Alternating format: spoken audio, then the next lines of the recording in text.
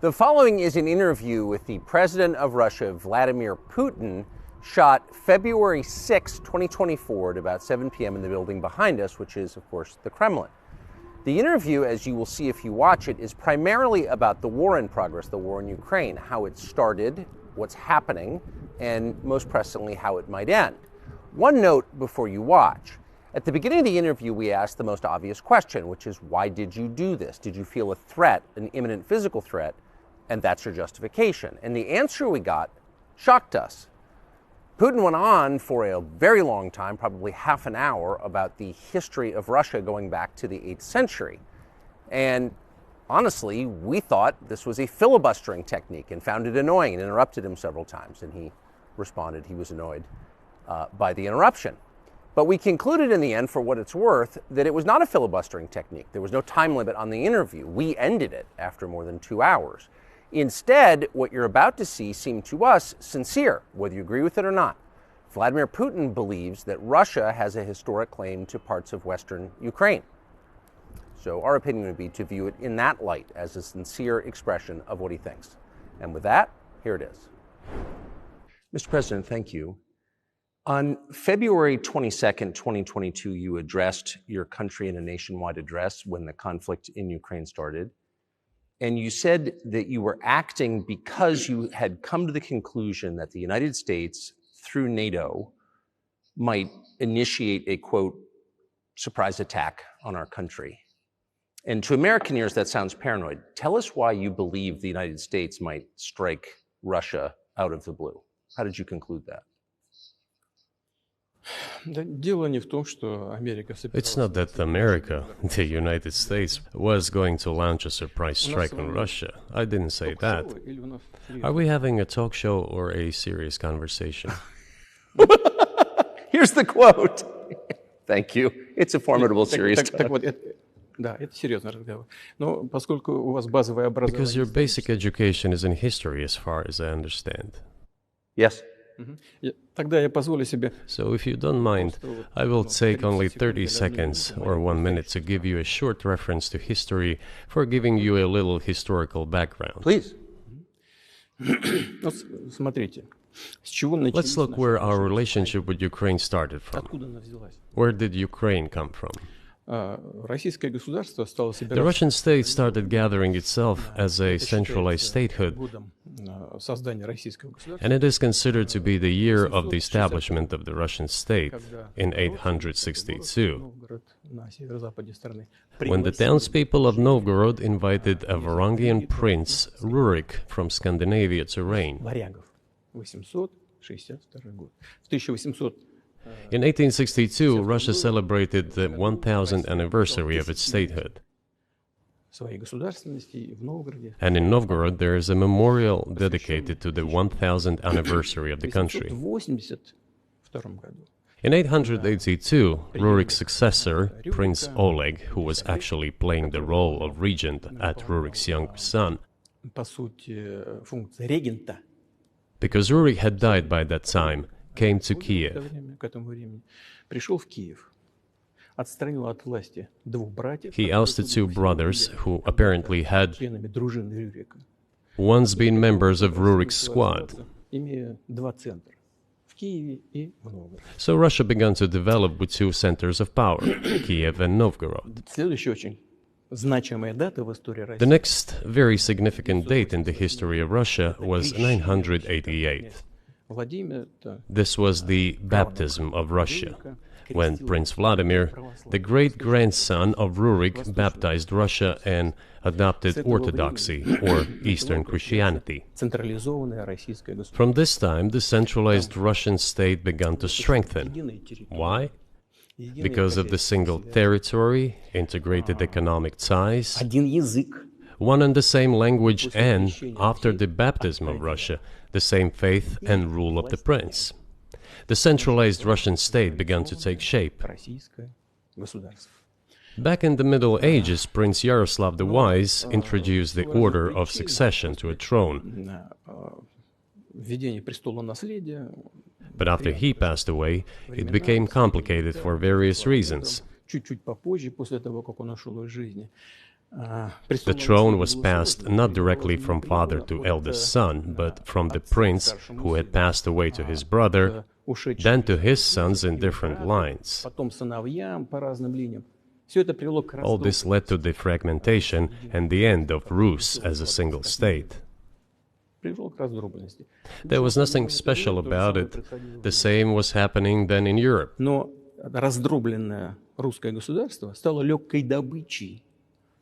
But the fragmented Russian state became an easy prey to the empire created earlier by Genghis Khan.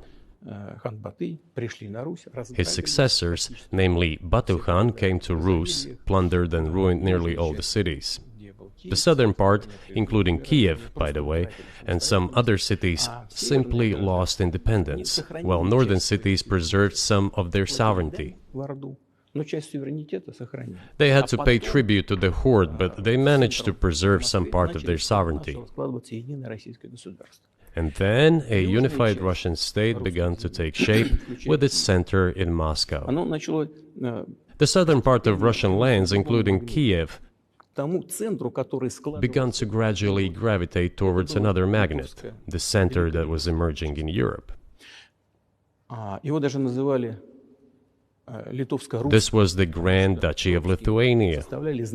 It was even called the Lithuanian-Russian Duchy, because Russians were a significant part of this population. They spoke the old Russian language and were Orthodox. But then there was a unification, the union of the Grand Duchy of Lithuania and the Kingdom of Poland. A few years later, another union was signed, but this time already in the religious sphere. Some of the Orthodox priests became subordinate to the Pope. Thus, these lands became part of the Polish-Lithuanian state.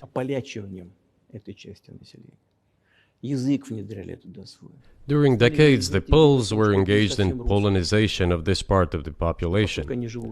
They introduced their language there, tried to entrench the idea that this population was not exactly Russians, that because they lived on the fringe, they were Ukrainians.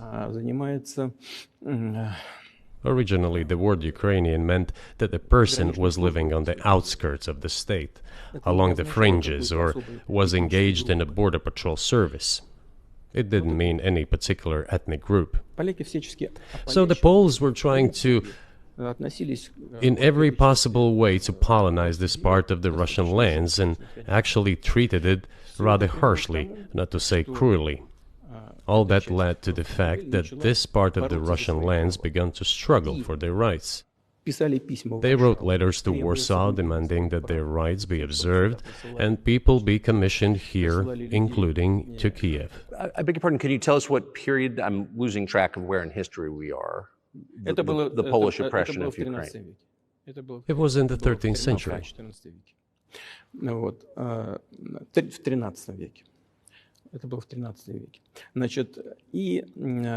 Now I will tell you what happened later and give the dates so that there is no confusion. And in 1654, even a bit earlier,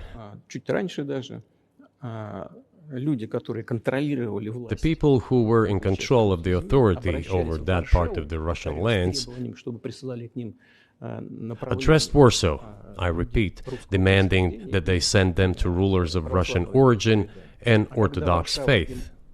When Warsaw did not answer them, and in fact rejected their demands, they turned to Moscow, so that Moscow took them away. So that you don't think that I'm inventing things, I'll give you these documents. Well, it doesn't sound like you're inventing it. I'm not sure why it's relevant to what happened 2 years ago. But still, these are documents from the archives, copies. Here are the letters from Bogdan Khmelnytsky, the man who then controlled the power in this part of the Russian lands that is now called Ukraine. He wrote to Warsaw demanding that their rights be upheld. And after being refused, he began to write letters to Moscow, asking to take them under the strong hand of the Moscow Tsar. There are copies of these documents. I will leave them for your good memory. There is a translation into Russian. You can translate it into English later. Russia would not agree to admit them straight away, assuming that the war with Poland would start. Nevertheless, in 1654, the Pan-Russian Assembly of top clergy and landowners, headed by the Tsar, which was the representative body of the power of the old Russian state, decided to include a part of the old Russian lands into Moscow Kingdom. As expected, the war with Poland began. It lasted 13 years, and then in 1654, a truce was concluded. And 32 years later, I think, a peace treaty with Poland, which they called Eternal Peace, was signed. And these lands, the whole left bank of Dnieper, including Kiev, went to Russia. And the whole right bank of Dnieper remained in Poland. Under the rule of Catherine the Great, Russia reclaimed all of its historical lands, including in the south and west. This all lasted until the revolution. Before World War I, Austrian General Staff relied on the ideas of Ukrainianization and started actively promoting the ideas of Ukraine and the Ukrainianization.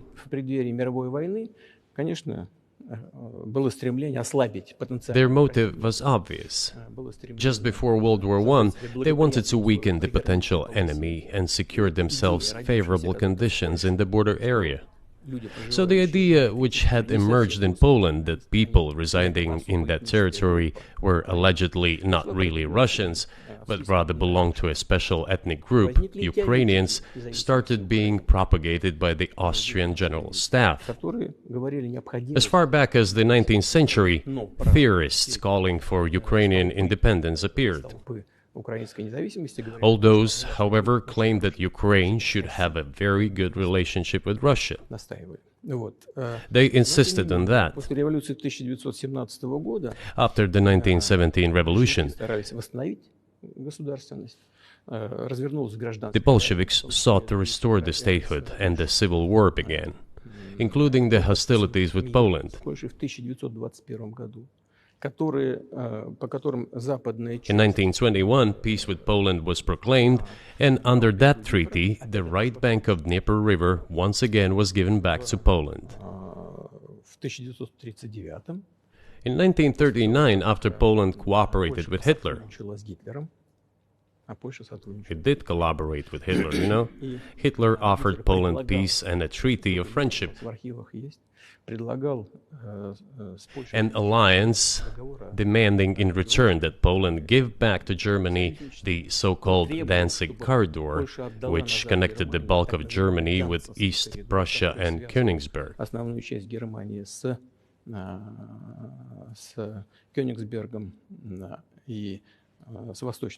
After World War I, this territory was transferred to Poland, and instead of Danzig, a city of Dansk emerged.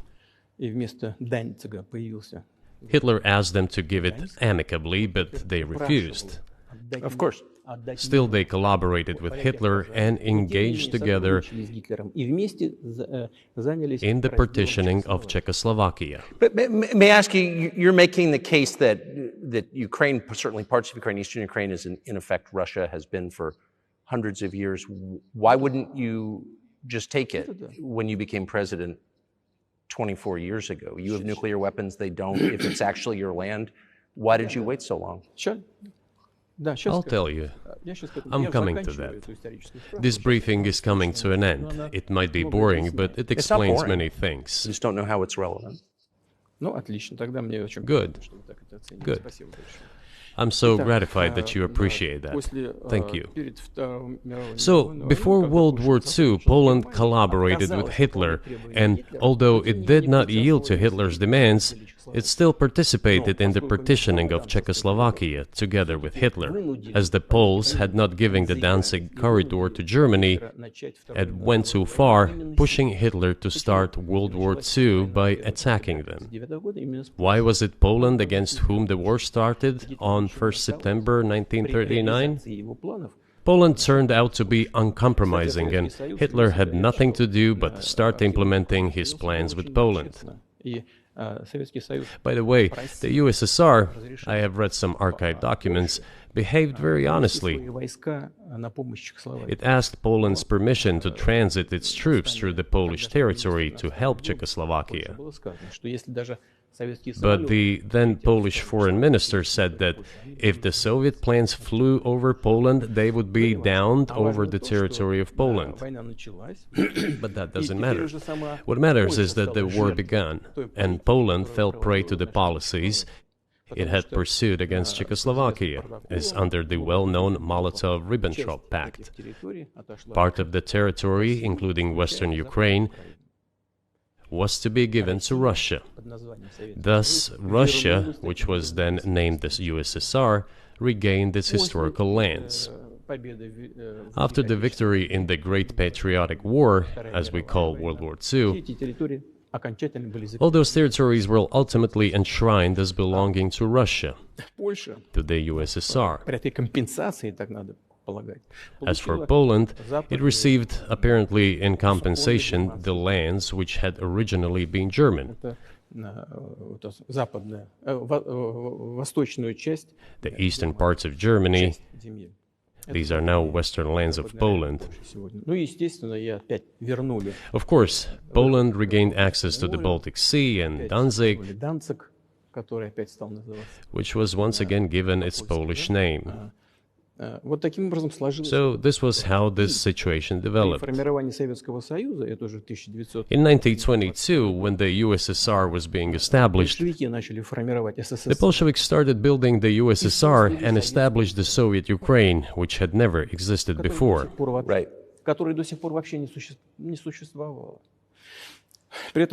Stalin insisted that those republics be included in the USSR as autonomous entities. For some inexplicable reason, Lenin, the founder of the Soviet state, insisted that they be entitled to withdraw from the USSR. And again, for some unknown reasons, he transferred to that newly established Soviet Republic of Ukraine some of the lands together with people living there, even though those lands had never been called Ukraine, and yet they were made part of that Soviet Republic of Ukraine. Those lands included the Black Sea region, which was received under Catherine the Great, and which had no historical connection with Ukraine whatsoever. Even if we go as far back as 1654, when these lands returned to Russian Empire, that territory was the size of 3 to 4 regions of modern Ukraine, with no Black Sea region. That was completely out of the question. In 1654. Exactly. You obviously have encyclopedic knowledge of this region, but why didn't you make this case for the first 22 years as president that Ukraine wasn't a real country?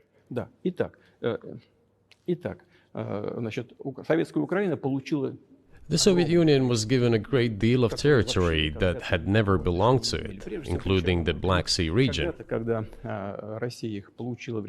At some point, when Russia received them as an outcome of the Russo-Turkish Wars, they were called New Russia or Novorossiya. But that does not matter. What matters is that Lenin, the founder of the Soviet state, established Ukraine that way. For decades, the Ukrainian Soviet Republic developed as part of the USSR. And for unknown reasons, again, the Bolsheviks were engaged in Ukrainianization. It was not merely because the Soviet leadership was composed to a great extent of those originating from Ukraine. Rather, it was explained by the general policy of indigenization pursued by the Soviet Union. Same things were done in other Soviet republics. This involved promoting national languages and national cultures, which is not bad in principle. That is how the Soviet Ukraine was created. After the World War II, Ukraine received, in addition to the lands that had belonged to Poland before the war, part of the lands that had previously belonged to Hungary and Romania.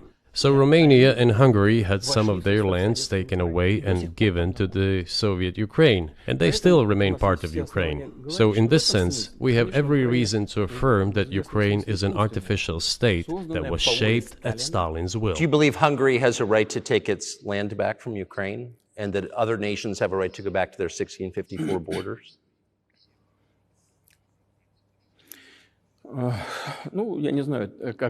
I'm not sure whether they should go back to the 1654 borders.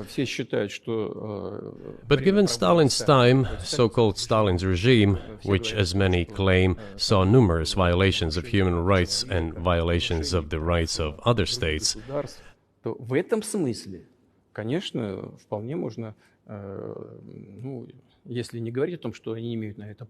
one may say that they could claim back those lands of theirs while having no right to do that. It is at least understandable. Have you told Viktor Orban that he can have part of Ukraine?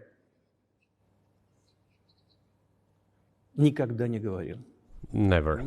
I have never told him. Not a single time. We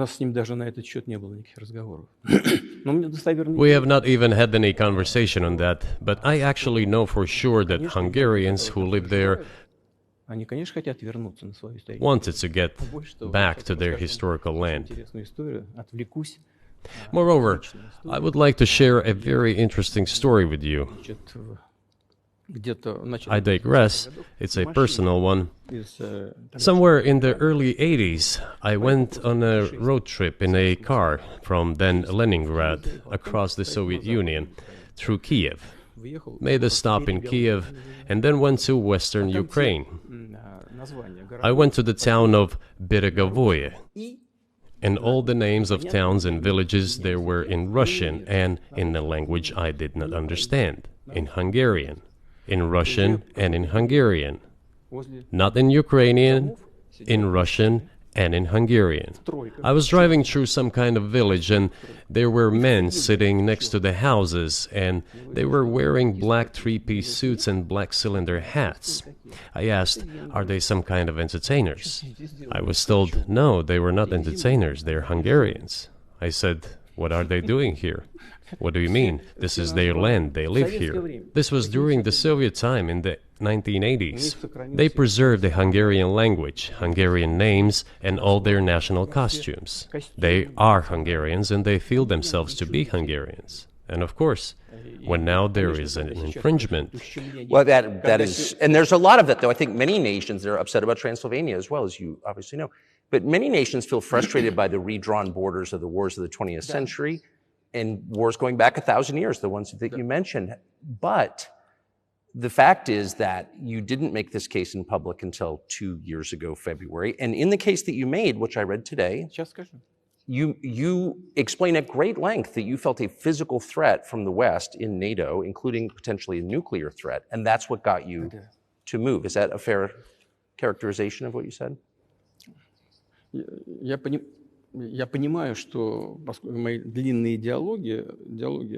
I understand that my long speeches probably fall outside of the genre of the interview. That is why I asked you at the beginning, are we going to have a serious talk or a show? You said a serious talk. So bear with me, please. We're coming to the point where the Soviet Ukraine was established. Then, in 1991, the Soviet Union collapsed. And everything that Russia had generously bestowed on Ukraine was dragged away by the latter. I'm coming to a very important point of today's agenda. Thank you. After all, the collapse of the Soviet Union was effectively initiated by the Russian leadership. I do not understand what the Russian leadership was guided by at the time, but I suspect there were several reasons to think everything would be fine.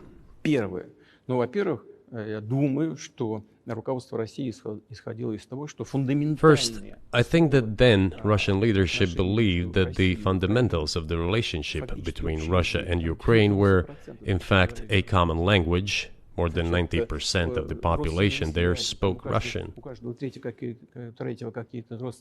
Family ties. Every third person there had some kind of family or friendship ties. Common culture, common history. finally common faith, coexistence with a single state for centuries, and deeply interconnected economies. All of these were so fundamental. All these elements together make our good relationships inevitable. The second point is a very important one. I want you, as an American citizen, and your viewers to hear about this as well. The former Russian leadership assumed that the Soviet Union had ceased to exist, and therefore there were no longer any ideological dividing lines. Russia even agreed voluntarily and proactively to the collapse of the Soviet Union, and believed that this would be understood by the so-called civilized West as an invitation for cooperation and association. That is what Russia was expecting, both from the United States and the so-called collective West as a whole. There were smart people, including in Germany, Egon Bahr, a major politician of the Social Democratic Party, who insisted in his personal conversations with the Soviet leadership on the brink of the collapse of the Soviet Union that a new security system should be established in Europe. Help should be given to unify Germany, but a new system should be also established to include the United States, Canada, Russia, and other Central European countries. Yes. But NATO needs not to expand. That's what he said. If NATO expands, everything would be just the same as during the Cold War, only closer to Russia's borders. That's all. He was a wise old man, but no one listened to him. In fact, he got angry once. If, he said, you don't listen to me, I'm never setting my foot in Moscow once again. Everything happened just as he had said. Well, of course, it did come true, and you've mentioned this many times. I think it's a fair point, and many in America thought that relations between Russia and the United States would be fine with the collapse of the Soviet Union and the end of the Cold War, that the opposite happened. But you've never explained why you think that happened, except to say that the West fears a strong Russia, but we have a strong China the West does not seem very afraid of. What about Russia do you think convinced policymakers they had to take it down? The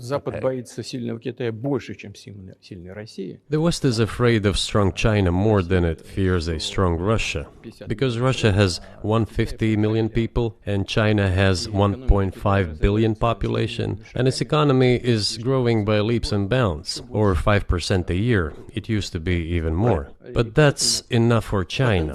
As Bismarck once put it, potentials are the most important. China's potential is enormous. It is the biggest economy in the world today in terms of purchasing power parity and the size of the economy.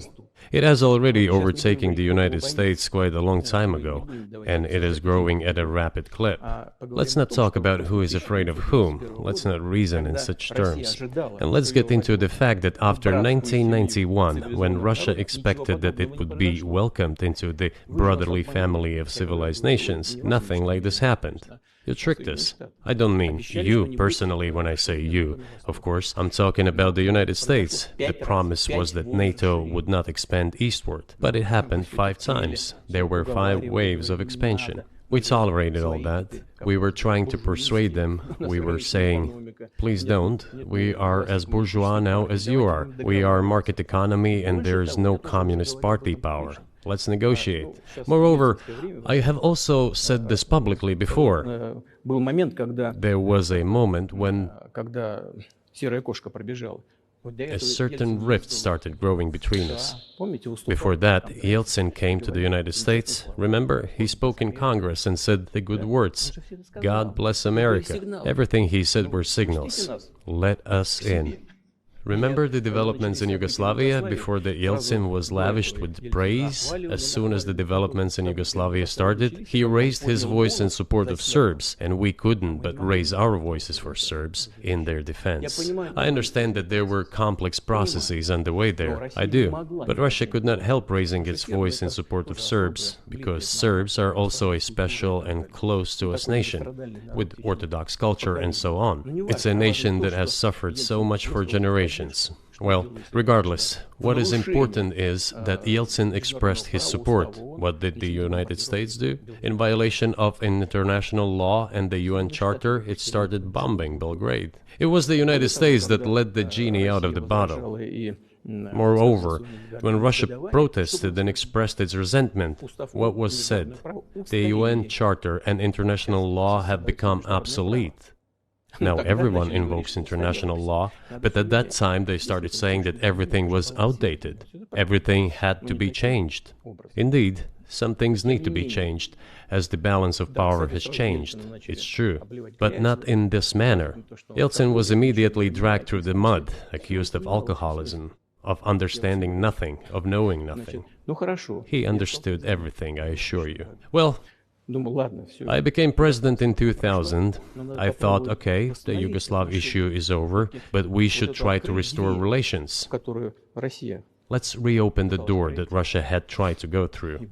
And moreover, I said it publicly, I can reiterate. At a meeting here in the Kremlin with the outgoing President Bill Clinton, right here in the next room, I said to him, I asked him, Bill, do you think if Russia asked to join NATO, do you think it would happen? Suddenly he said, you know, it's interesting. I think so. But in the evening, when we met for dinner, he said, you know, I've talked to my team. No, it's not possible now. You can ask him. I think he will watch our interview. He'll confirm it. I wouldn't have said anything like that if it hadn't happened. Okay. Were you sincere? It's impossible now. Would you have joined NATO? Look, I asked the question, is it possible or not? And the answer I got was no. If I was insincere in my desire to find out what the leadership position was... But if he had said yes, would you have joined NATO? If he had said yes, the process of rapprochement would have commenced, and eventually it might have happened, if we had seen some sincere wish on the other side of our partners. But it didn't happen. Well, no means no. Okay, fine. Why do you think that is? Just to get to motive, I know you're clearly bitter about it, I understand, but why do you think the West rebuffed you then? Why the hostility? Why did the end of the Cold War not fix the relationship? What motivates this from your point of view? You said I was bitter about the answer. No, it's not bitterness. It's just a statement of fact. We're not bride and groom, bitterness, resentment. It's not about those kind of matters in such circumstances. We just realized we weren't welcome there, that's all. Okay, fine. But let's build relations in another manner. Let's look for common ground elsewhere. Why we received such a negative response, you should ask your leaders. I can only guess why. Too big a country with its own opinion and so on. And the United States, I've seen how issues are being resolved in NATO. I will give you another example now concerning Ukraine. The US leadership exerts pressure, and all NATO members obediently vote, even if they do not like something. Now, I'll tell you what happened in this regard with Ukraine in 2008, although it's being discussed. I'm not going to open a secret to you, say anything new. Nevertheless, after that we tried to build relations in different ways. For example, the events in the Middle East, in Iraq. We were building relations with the United States in a very soft, prudent, cautious manner. I repeatedly raised the issue that the United States should not support separatism or terrorism in the North Caucasus. But they continue to do it anyway. And political support, information support, financial support, even military support came from the United States and its satellites for terrorist groups in the Caucasus. I once raised this issue with my colleague, also the President of the United States. He says, "It's impossible. Do you have proof?" I said, "Yes." I was prepared for this conversation, and I gave him that proof. He looked at it, and you know what he said? "I apologize, but that's what happened." I'll quote. He says, "Well, I'm gonna kick their ass." We waited and waited for some response. There was no reply. I said to the FSB director, "Write to the CIA, what is the result of the conversation with President?" He wrote once, twice, and then we got a reply. We have the answer in the archive. The CIA replied, "We have been working with the opposition in Russia. We believe that this is the right thing to do, and we will keep on doing it." Just ridiculous. Well, okay. We realized that it was out of the question. Forces in opposition to you. So you're saying the CIA is trying to overthrow your government? Of course, they meant in that particular case the separatists, the terrorists who fought with us in the Caucasus. That's who they called the opposition. This is the second point. The third moment is a very important one. Is the moment when the U.S. missile defense system was created. The beginning. We persuaded for a long time not to do it in the United States. Moreover, after was invited by Bush Jr.'s father, Bush Sr., to visit his place on the ocean, I had a very serious conversation with President Bush and his team. I proposed that the United States, Russia, and Europe jointly create a missile defense system that, we believe, if created unilaterally, threatens our security, despite the fact that the United States officially said that it was being created against missile threats from Iran. That was the justification for the deployment of the missile defense system. I suggested working together, Russia, the United States, and Europe. They said it was very interesting. They asked me, "Are you serious?" I said, "Absolutely." Let me ask, what year was this? I don't remember. It is easy to find out on the internet when I was in the USA at the invitation of Bush Sr. It is even easier to learn from someone I'm going to tell you about. I was told it was very interesting. I said, just imagine if we could tackle such a global strategic security challenge together.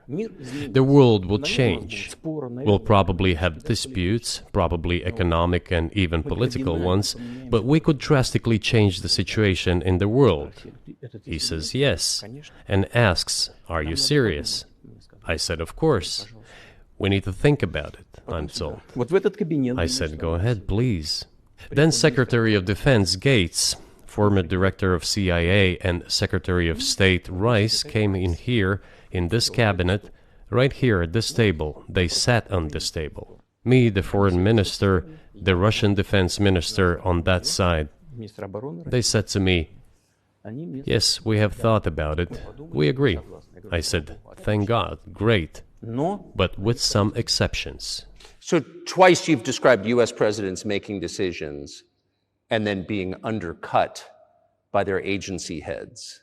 So it sounds like you're describing a system that's not run by the people who are elected in your telling. That's right, that's right. In the end, they just told us to get lost. I'm not going to tell you the details because I think it's incorrect. After all, it was confidential conversation.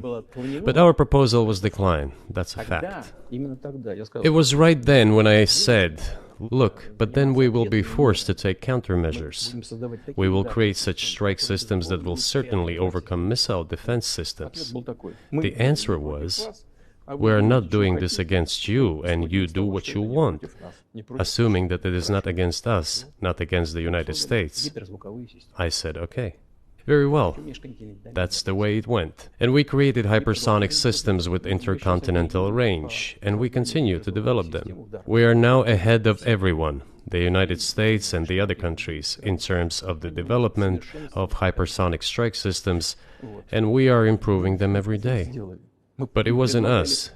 We proposed to go the other way, and we were pushed back. Now, about NATO's expansion to the east.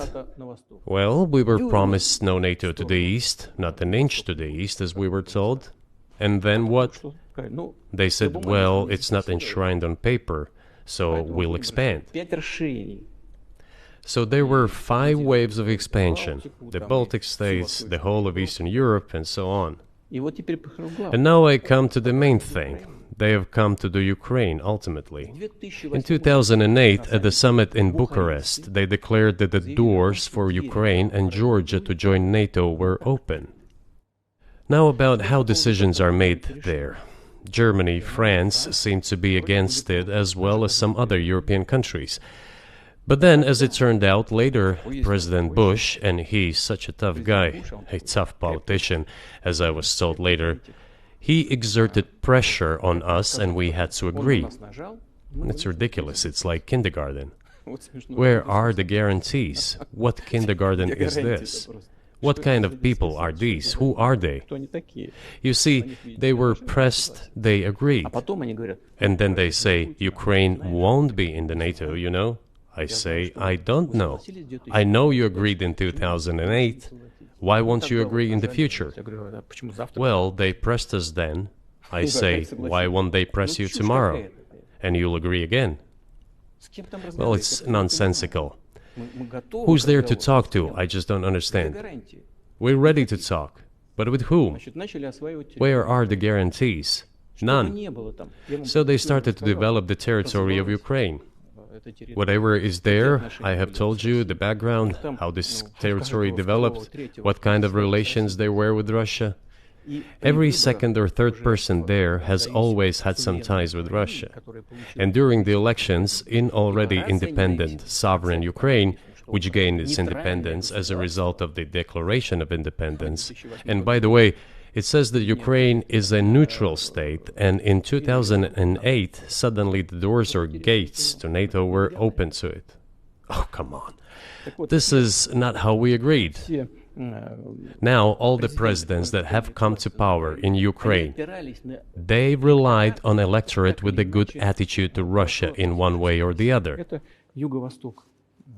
This is the southeast of Ukraine. This is a large number of people.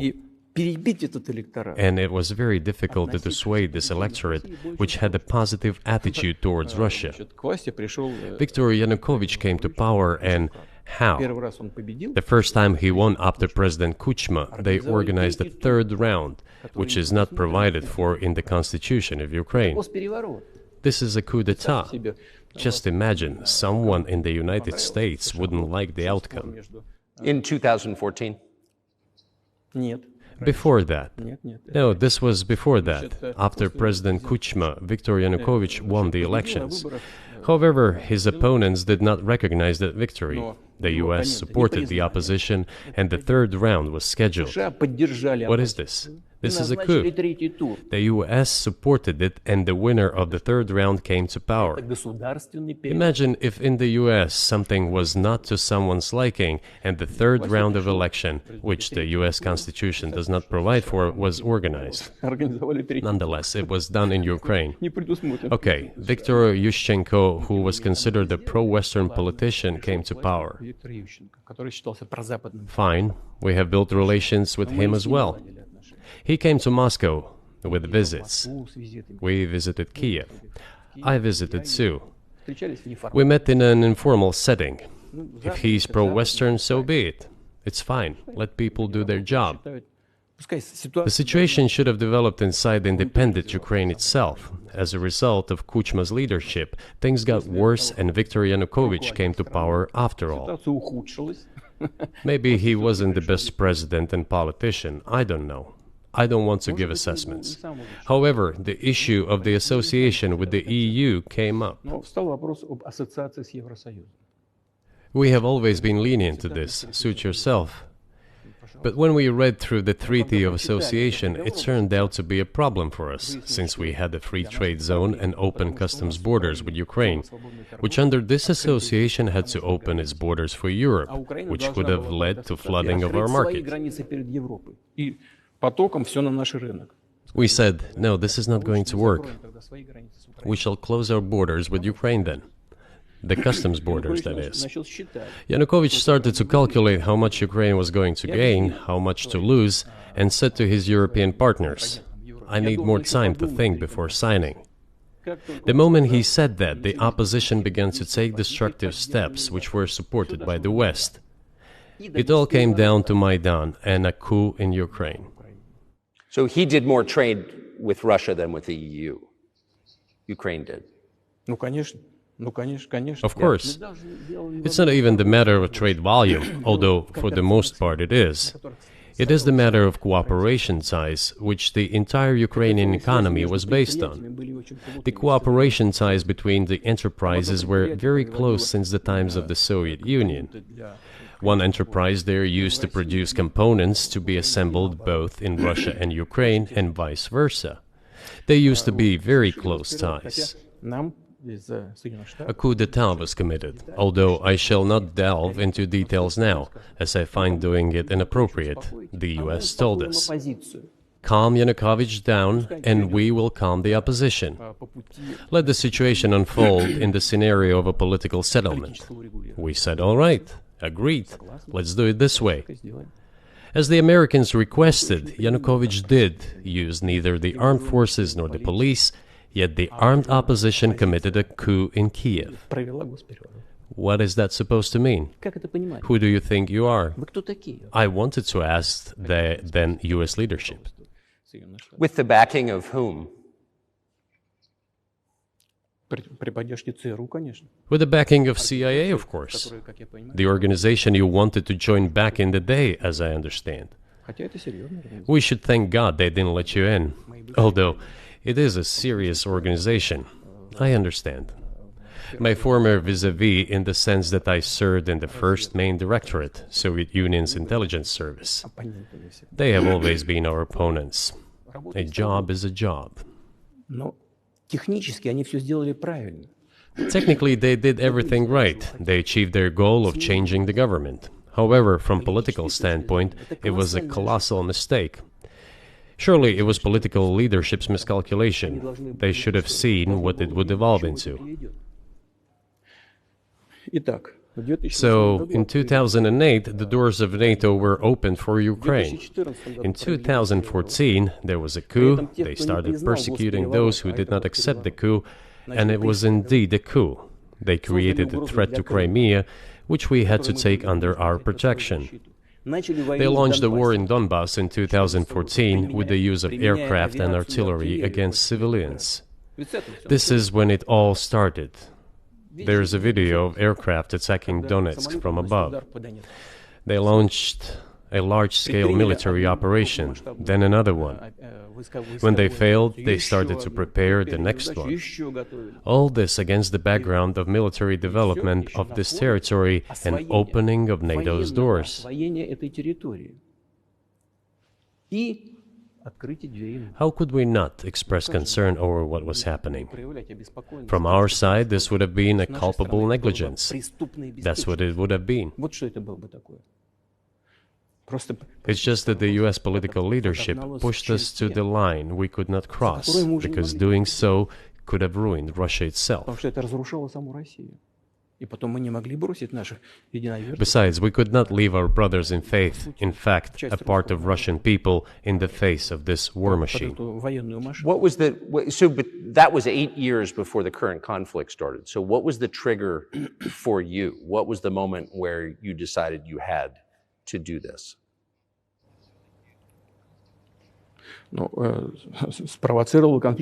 Initially, it was the coup in Ukraine that provoked the conflict. By the way, back then the representatives of 3 European countries, Germany, Poland and France, arrived.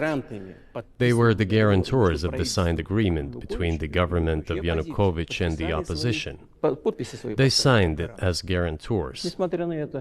Despite that, the opposition committed a coup, and all these countries pretended that they didn't remember that they were guarantors of the peaceful settlement. They just threw it in the stove right away, and nobody recalls that. I don't know if the US know anything about the agreement between the opposition and the authorities, and its three guarantors who, instead of bringing this whole situation back in the political field, supported the coup. Although it was meaningless, believe me, because President Yanukovych agreed to all conditions. He was ready to hold an early election, which he had no chance of winning, frankly speaking. Everyone knew that. Then why the coup? Why the victims? Why threatening Crimea? Why launching an operation in Donbass? This I do not understand. That is exactly what the miscalculation is. CIA did its job to complete the coup. I think one of the deputy secretaries of state said that it cost a large sum of money, almost 5 billion. But the political mistake was colossal. Why would they have to do that? All this could have been done legally, without victims, without military action, without losing Crimea. We would have never considered to even lift a finger if it hadn't been for the bloody developments on Maidan. Because we agreed with the fact that after the collapse of the Soviet Union, our borders should be along the borders of former Union's republics. We agreed to that. But we never agreed to NATO's expansion, and moreover, we never agreed that Ukraine would be in NATO. We did not agree to NATO bases there without any discussion with us. For decades, we kept asking, don't do this, don't do that. And what triggered the latest events?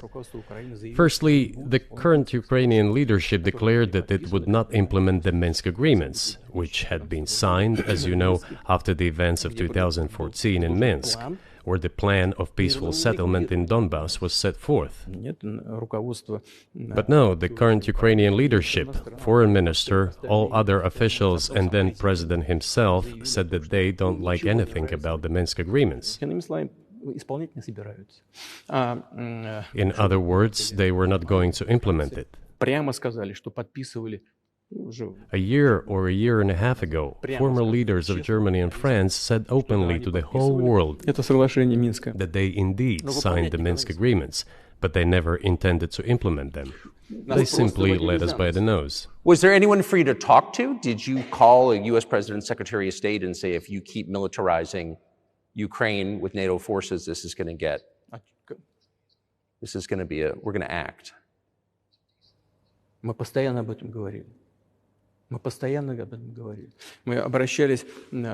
We talked about this all the time. We addressed the United States and European countries' leadership to stop these developments immediately, to implement the Minsk agreements. Frankly speaking, I didn't know how we were going to do this, but I was ready to implement them. These agreements were complicated for Ukraine. They included lots of elements of those Donbass territories' independence. That's true. However, I was absolutely confident, and I'm saying this to you now. I honestly believe that if we managed to convince the residents of Donbass, and we had to work hard to convince them to return to the Ukrainian statehood, then gradually the wounds would start to heal. When this part of territory reintegrated itself into common social environment, when the pensions and social benefits were paid again, all the pieces would gradually fall into place. No, nobody wanted that. Everybody wanted to resolve the issue by military force only. But we could not let that happen. And the situation got to the point when the Ukrainian side announced, no, we will not do anything.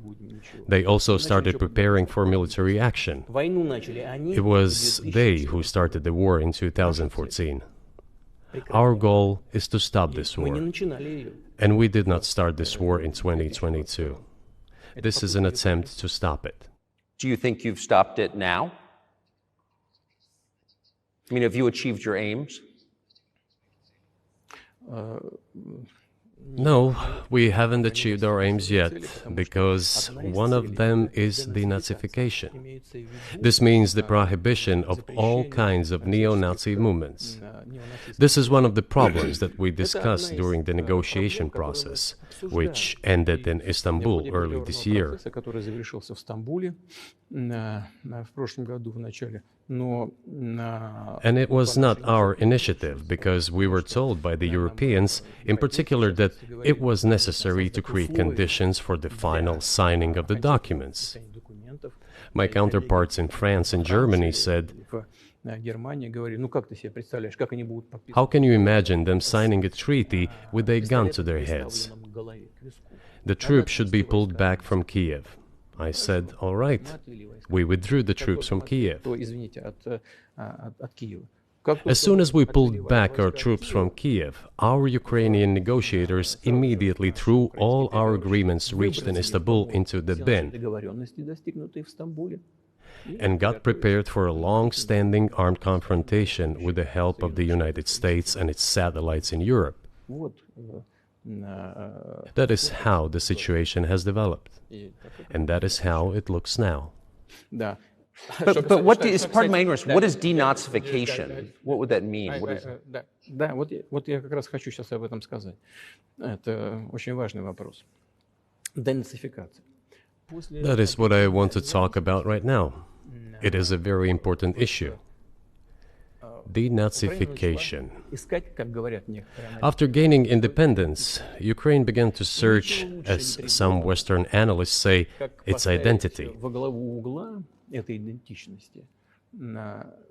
And it came up with nothing better than to build this identity upon some false heroes who collaborated with Hitler.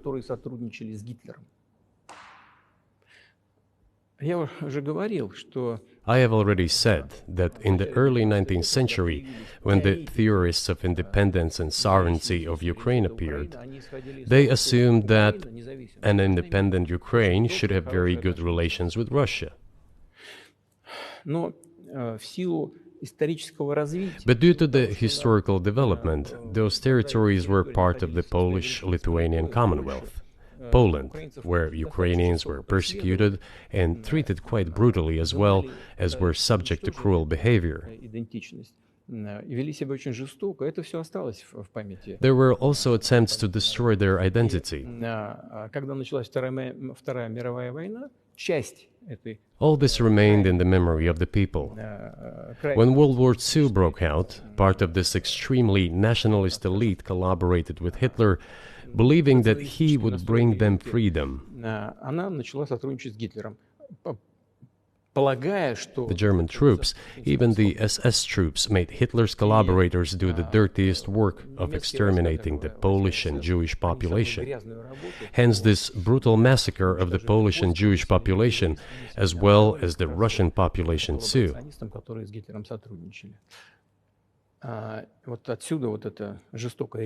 This was led by the persons who are well known, Bandera, Shukevich.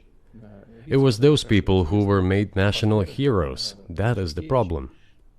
And we are constantly told that nationalism and neo-Nazism exist in other countries as well. Yes, they are seedlings, but we uproot them, and other countries fight against them. But Ukraine is not the case. These people have been made into national heroes in Ukraine. Monuments to those people have been erected. They are displayed on flags. Their names are shouted by crowds that walk with torches, as it was in Nazi Germany.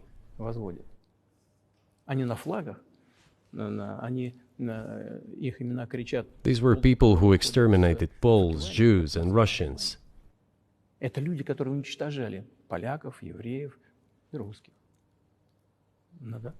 is necessary to stop this practice and prevent the dissemination of this concept.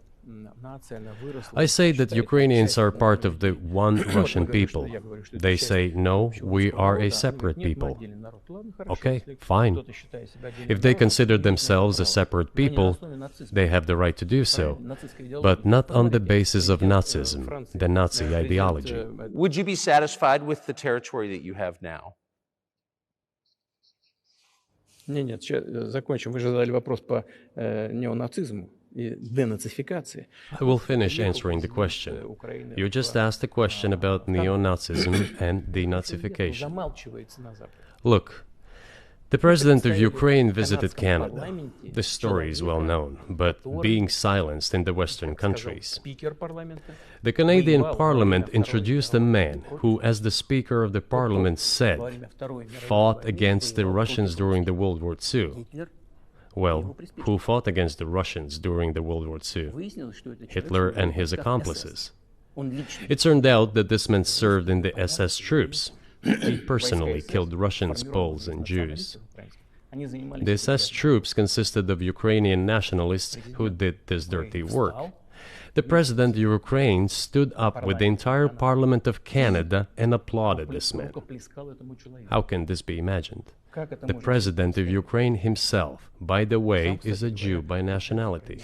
Really, my question is, what do you do about it? I mean, Hitler's been dead for 80 years. Nazi Germany no longer exists.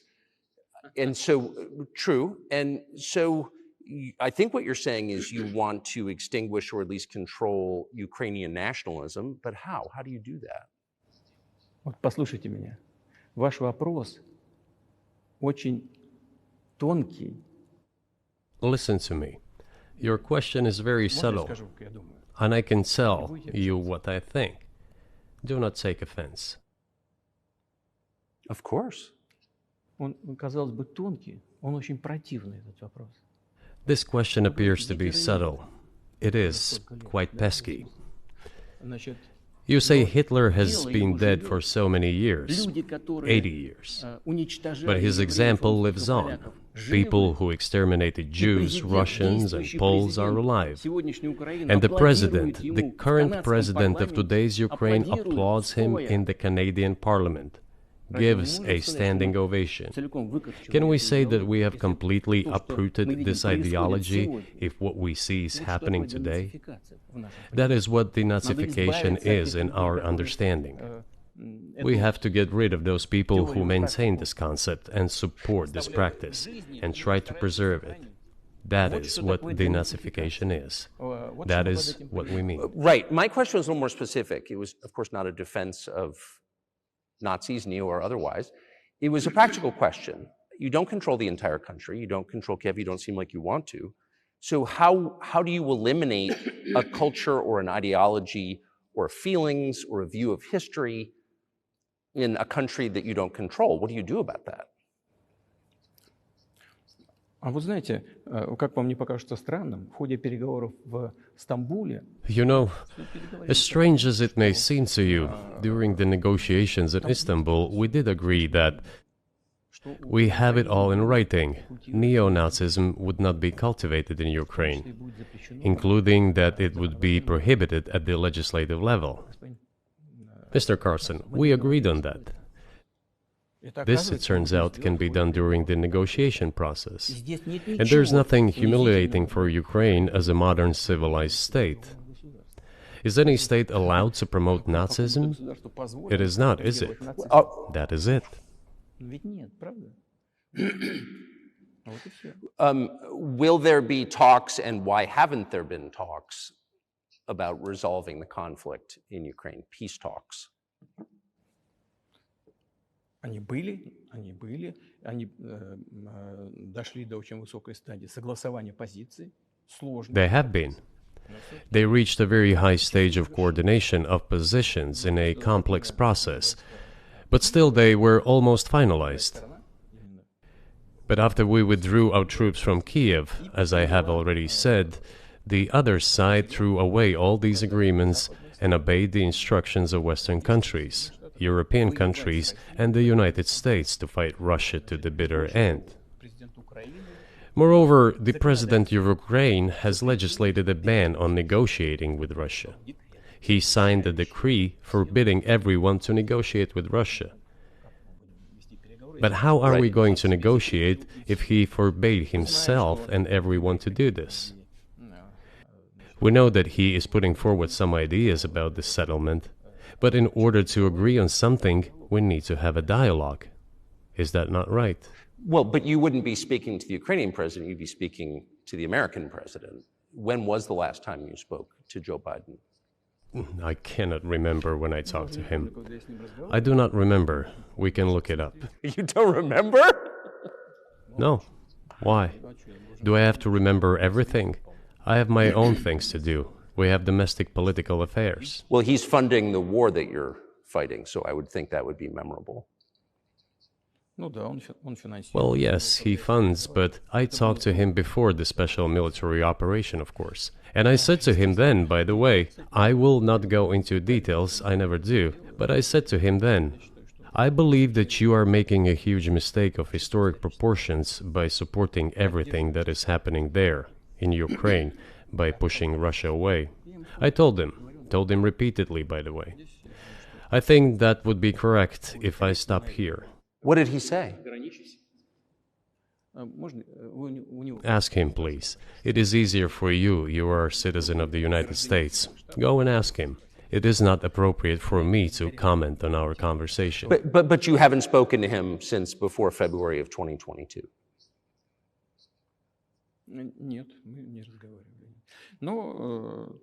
No, we haven't spoken. Certain contacts are being maintained, though. Speaking of which, do you remember what I told you about my proposal to work together on a missile defense system?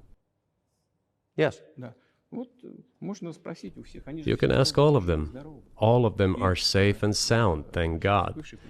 The former president, Condoleezza, is safe and sound, and I think Mr. Gates and the current director of the intelligence agency, Mr. Burns, the then ambassador to Russia, in my opinion, are very successful ambassador.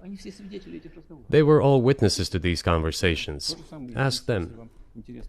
Same here. If you are interested in what Mr. President Biden responded to me, ask him. At any rate, I talked to him about it. I'm definitely interested, but from the outside, it seems like this could devolve or evolve into something that brings the entire world into conflict and could initiate a nuclear launch. And so why don't you just call Biden and say, let's work this out?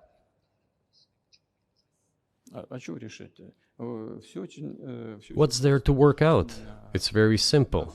I repeat. We have contacts through various agencies. I will tell you what we are saying on this matter and what we are conveying to the US leadership. If you really want to stop fighting, you need to stop supplying weapons. It will be over within a few weeks. That's it. And then we can agree on some terms. Before you do that, stop. What's easier? Why would I call him? What should I talk to him about? Or beg him for what? And what messages do you get back? You're going to deliver such and such weapons to Ukraine? Oh, I'm afraid, please don't. What is there to talk about? Do you think NATO is worried about this becoming a global war or a nuclear conflict? At least that's what they're talking about. And they're trying to intimidate their own population with an imaginary Russian threat. This is an obvious fact. And thinking people, not Philistines, but thinking people, analysts, those who are engaged in real politics, just smart people, understand perfectly well that this is a fake.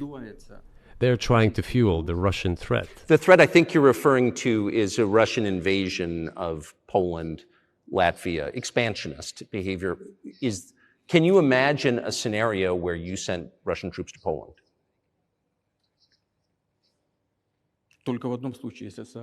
Only in one case, if Poland attacks Russia. Why? Because we have no interest in Poland, Latvia, or anywhere else. Why would we do that? We simply don't have any interest. It's just threat-mongering. Well, the argument, I know you know this, is that, well, he invaded Ukraine, he has territorial aims across the continent, and you're saying unequivocally you don't.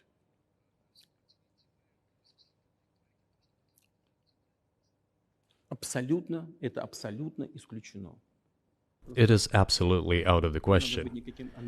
You just don't have to be any kind of analyst. It goes against common sense to get involved in some kind of a global war. And a global war will bring all humanity to the brink of destruction. It's obvious. There are certainly means of deterrence. They have been scaring everyone with us all along. Tomorrow Russia will use tactical nuclear weapons. Tomorrow Russia will use that. No, the day after tomorrow. So what? In order to extort additional money from US taxpayers and European taxpayers in the confrontation with Russia in the Ukrainian theater of war. The goal is to weaken Russia as much as possible. One of our senior United States senators from the state of New York, Chuck Schumer, said yesterday, I believe, that we have to continue to fund the Ukrainian effort, or U.S. soldiers, citizens could wind up fighting there. How do you assess that?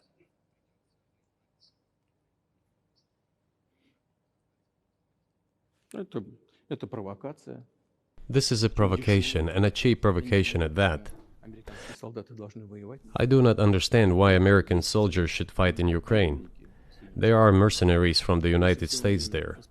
The bigger number of mercenaries comes from Poland, with mercenaries from the United States in second place and mercenaries from Georgia in third place.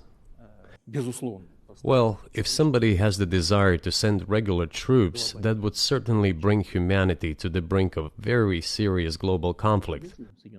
This is obvious. Do the United States need this? What for?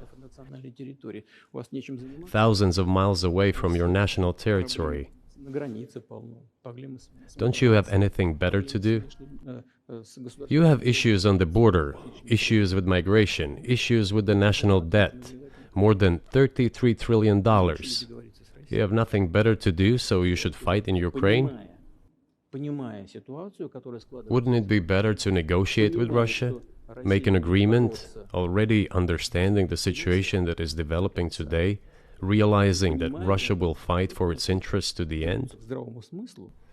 And realizing this, actually return to common sense, start respecting our country and its interests, and look for certain solutions. It seems to me that this is much smarter and more rational. Who blew up Nord Stream? You for sure. I was busy that day.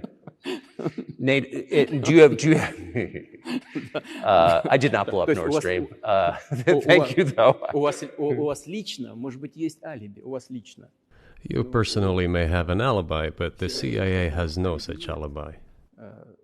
Do you have evidence that NATO or the CIA did it?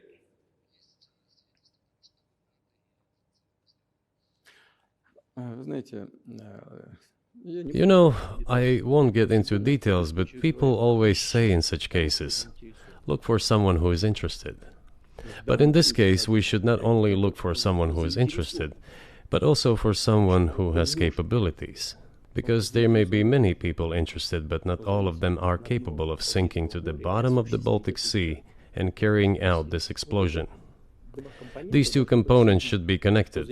Who is interested and who is capable of doing it? But I'm confused. I mean, that's the biggest act of industrial terrorism ever, and it's the largest emission of CO2 in history. Okay, so if you had evidence, and presumably given your security services, your intel services, you would, that NATO, the US, CIA, the West, did this, why wouldn't you present it and win a propaganda victory?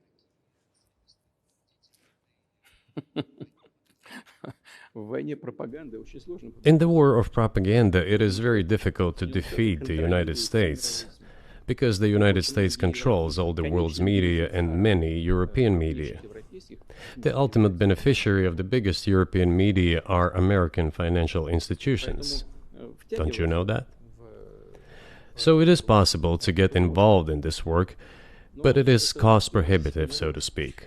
We can simply shine the spotlight on our sources of information, and we will not achieve results.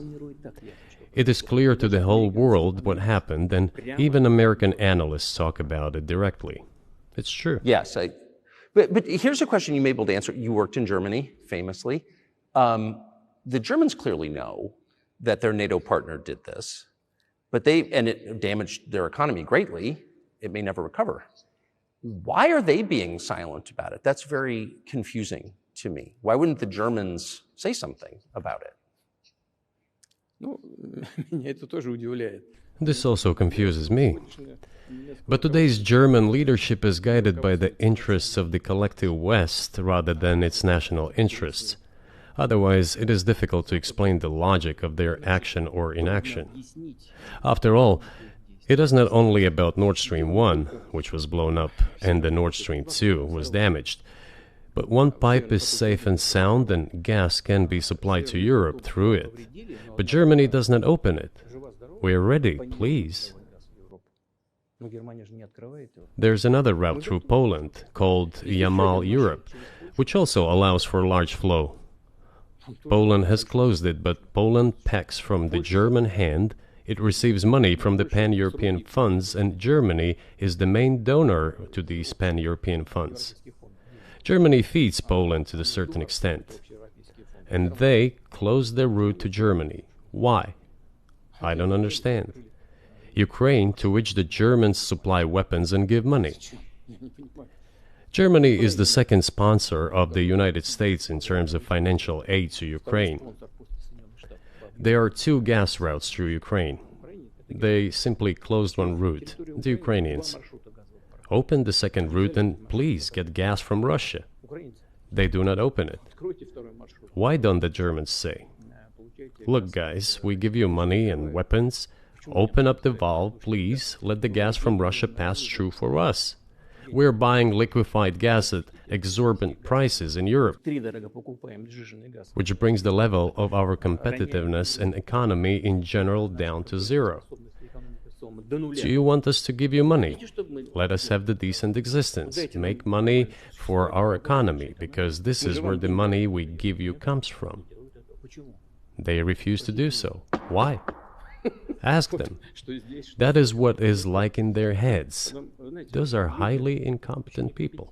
Well, maybe the world is breaking into two hemispheres, one with cheap energy, the other without. And I want to ask you that. If we're now a multipolar world, obviously we are, can you describe the blocks of alliances? Who is in each side, do you think? Listen, you have said that the world is breaking into two hemispheres. A human brain is divided into two hemispheres. One is responsible for one type of activities, the other one is more about creativity and so on. But it is still one and the same head. The world should be a single whole. Security should be shared rather than meant for the golden billion. That is the only scenario where the world could be stable, sustainable, and predictable. Until then, while the head is split in two parts, it is an illness, a serious adverse condition. It is a period of severe disease that the world is going through now. But I think that, thanks to honest journalism, this work is akin to work of the doctors. This could somehow be remedied. Well, let's just give one example, the US dollar, which has kind of united the world in a lot of ways, maybe not to your advantage, but certainly to ours. Is that going away as the reserve currency, the universally accepted currency? How have sanctions, do you think, changed the dollar's place in the world?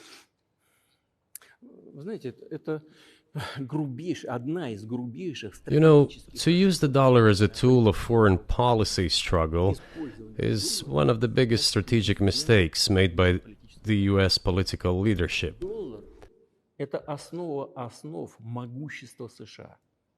The dollar is the cornerstone of the United States power. I think everyone understands very well that no matter how many dollars are printed, they are quickly dispersed all over the world.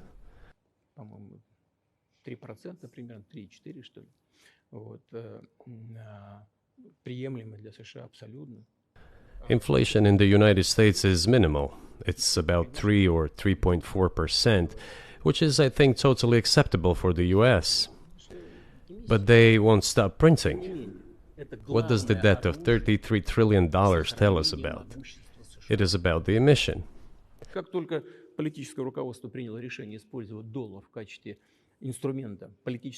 Nevertheless, it is the main weapon used by the United States to preserve its power across the world. As soon as the political leadership decided to use the US dollar as a tool of political struggle, a blow was dealt to this American power. I would not like to use any strong language, but it is a stupid thing to do and a grave mistake.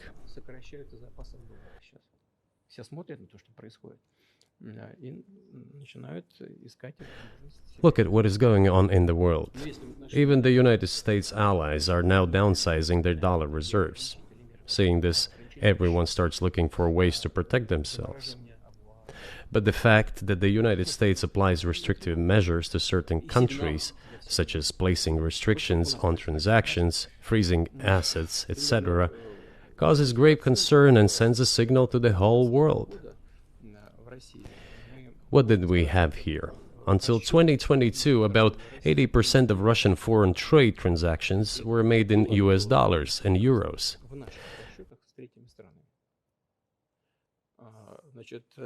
US dollars accounted for approximately 50% of our transactions with third countries, while currently it is down to 13%.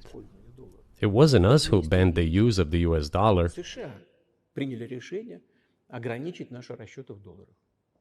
We had no such intention. It was decision of the United States to restrict our transactions in US dollars. I think it is complete foolishness from the point of view of the interests of the United States itself and its taxpayers, as it damages the US economy, undermines the power of the United States across the world. By the way, our transactions in yuan accounted for about 3%. Today, 34% of our transactions are made in rubles, and about as much, a little over 34% in yuan. Why did the United States do this? My only guess is self-conceit. They probably thought it would lead to full collapse, but nothing collapsed. Moreover, other countries, including oil producers, are thinking of and already accepting payments for oil in yuan. Do you even realize what is going on or not? Does anyone in the United States realize this? What are you doing? You are cutting yourself off. All experts say this. Ask any intelligent and thinking person in the United States what the dollar means for the US. But You're killing it with your own hands. I think that's I think that's a fair assessment. The question is what comes next, and maybe you trade one colonial power for another, much less sentimental and forgiving colonial power. I mean, is the BRICS, for example, in danger of being completely dominated by the Chinese economy in a way that's not good for their sovereignty? Do you worry about that? Well, we have heard those boogeyman stories before. It is a boogeyman story. We're neighbors with China. You cannot choose neighbors just as you cannot choose close relatives. We share a border of 1,000 kilometers with them. This is number one. Second, we have a centuries-long history of coexistence. We're used to it. Third, China's foreign policy philosophy is not aggressive. Its idea is to always look for compromise, and we can see that. The next point is as follows. We are always told the same boogeyman story, and here it goes again. Through an euphemistic form, but it is still the same boogeyman story. The cooperation with China keeps increasing. The pace at which China's cooperation with Europe is growing is higher and greater than that of the growth of Chinese-Russian cooperation. Ask Europeans, aren't they afraid? They might be, I don't know. But they are still trying to access China's market at all costs, especially now that they are facing economic problems. Chinese businesses are also exploring the European market. Do Chinese businesses have small presence in the United States? Yes, the political decisions are such that they are trying to limit their cooperation with China. It is to your own detriment, Mr. Tucker, that you are limiting cooperation with China. You are hurting yourself. It is a delicate matter, and there are no silver bullet solutions, just as it is with the dollar. So, before introducing any illegitimate sanctions, illegitimate in terms of the Charter of the United Nations, one should think very carefully. For decision makers, this appears to be a problem. So you said a moment ago that the world would be a lot better if it weren't broken into competing alliances, if there was cooperation globally. One of the reasons you don't have that is because the current American administration is dead set against you. Do you think if there were a new administration after Joe Biden that you would be able to reestablish communication with the U.S. government? Or does it not matter who the president is?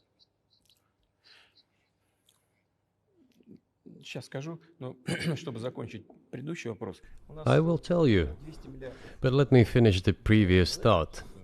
We, together with my colleague and friend, President Xi Jinping, set a goal to reach $200 billion of mutual trade with China this year. We have exceeded this level. According to our figures, our bilateral trade with China totals already $230 billion, and the Chinese statistics says it is $240 billion. One more important thing. Our trade is well balanced, mutually complementary in high-tech, energy, scientific research and development. It is very balanced.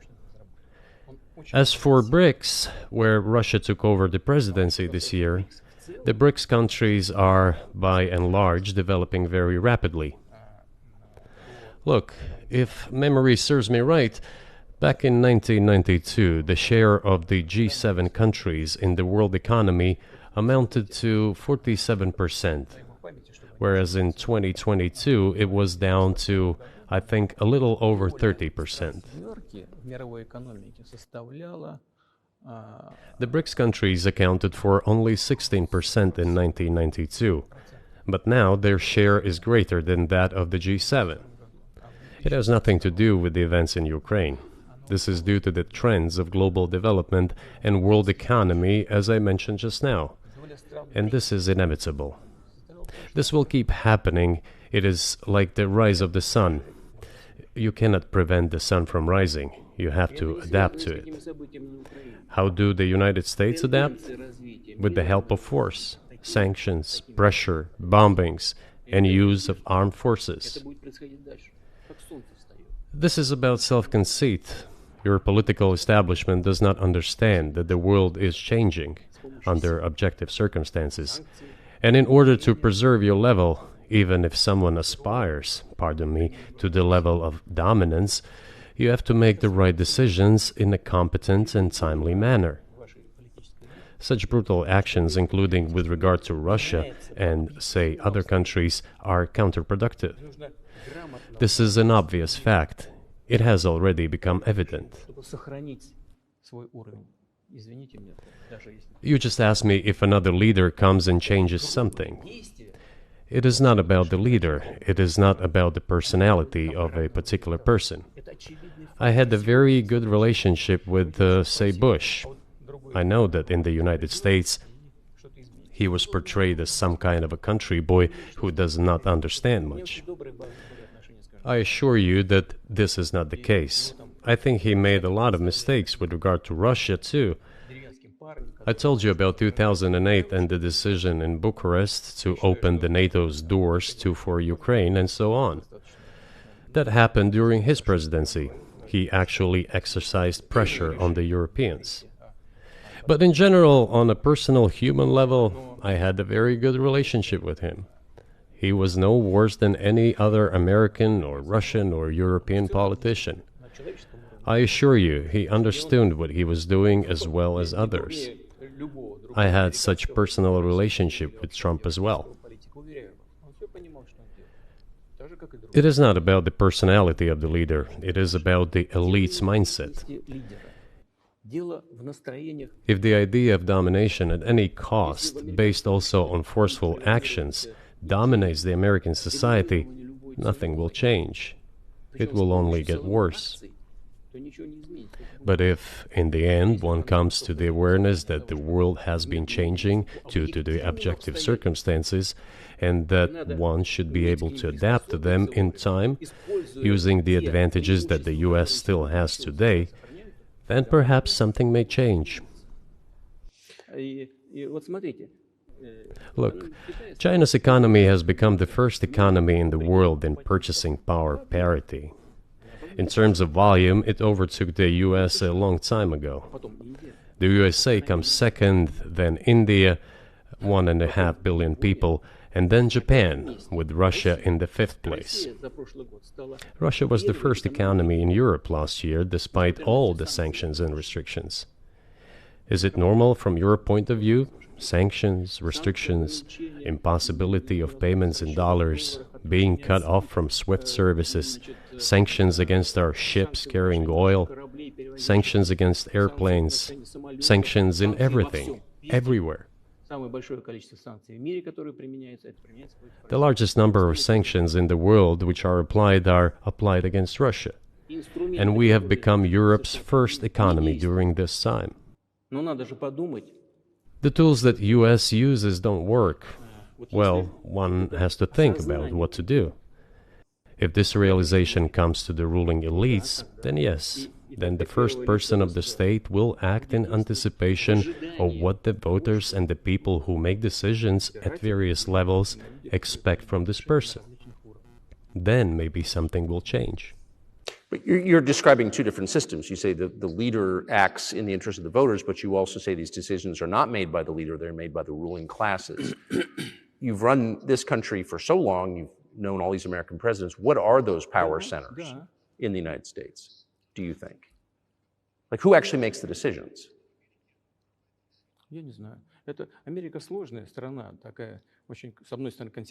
I don't know. America is a complex country, conservative on one hand, rapidly changing on the other. It's not easy for us to sort it all out. Who makes decisions in the elections? Is it possible to understand this when each state has its own legislation? Each state regulates itself? Someone can be excluded from elections at the state level. It is a two-stage electoral system. It is very difficult for us to understand it.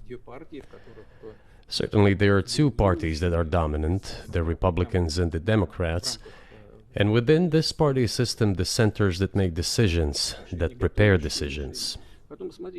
Then, look, why, in my opinion, after the collapse of the Soviet Union, such an erroneous, crude, completely unjustified policy of pressure was pursued against Russia? After all, this is a policy of pressure.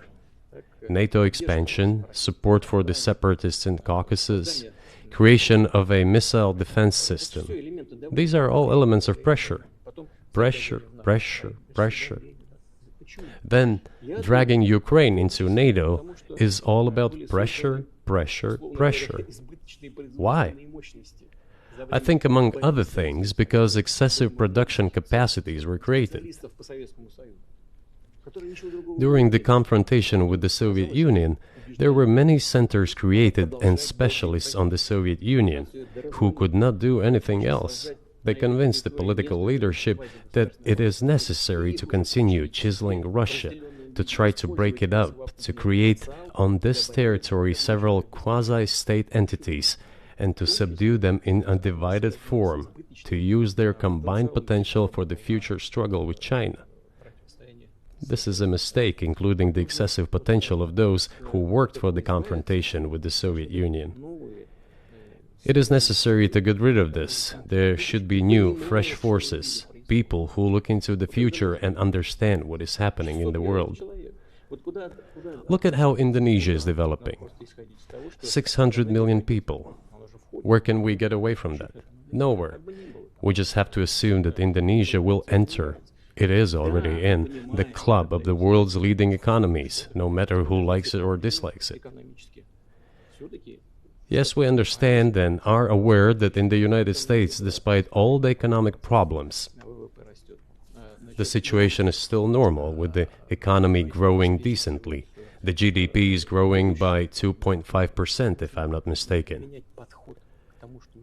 But if we want to ensure the future, then we need to change our approach to what is changing.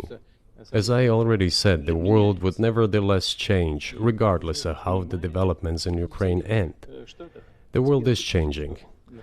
In the United States themselves, experts are writing that the United States are nonetheless gradually changing their position in the world.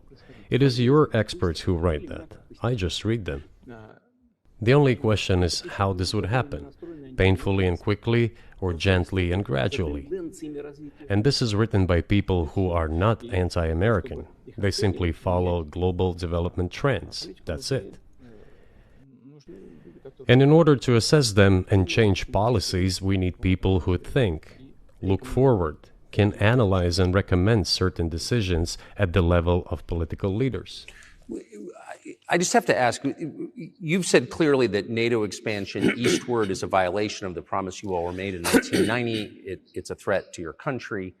Right before you sent troops into Ukraine, the Vice President of the United States went to the Munich Security Conference and encouraged the President of Ukraine to join NATO. Do you think that was an effort to provoke you into military action? Мы просто, я еще раз повторяю, мы многократно предлагали... I repeat once again, we have repeatedly proposed to seek a solution to the problems that arose in Ukraine after 2014 coup d'etat through peaceful means. But no one listened to us. And moreover, the Ukrainian leaders who were under the complete US control suddenly declared that they would not comply with the Minsk agreements. They disliked everything there and continued military activity in that territory. Шло освоение этой территории натовскими военными структурами. Под видом различных центров. And in parallel, that territory was being exploited by NATO military structures under the guise of various personnel training and retraining centers. They essentially began to create bases there. That's all. Ukraine announced that the Russians were a non-titular nationality, while passing the laws that limit the rights of non-titular nationalities in Ukraine. Ukraine, having received all these southeastern territories as a gift from the Russian people, suddenly announced that the Russians were a non-titular nationality in that territory. Is that normal? All this put together led to the decision to end the war that neo-Nazis started in Ukraine in 2014. Do you think Zelensky has the freedom to negotiate a settlement to this conflict?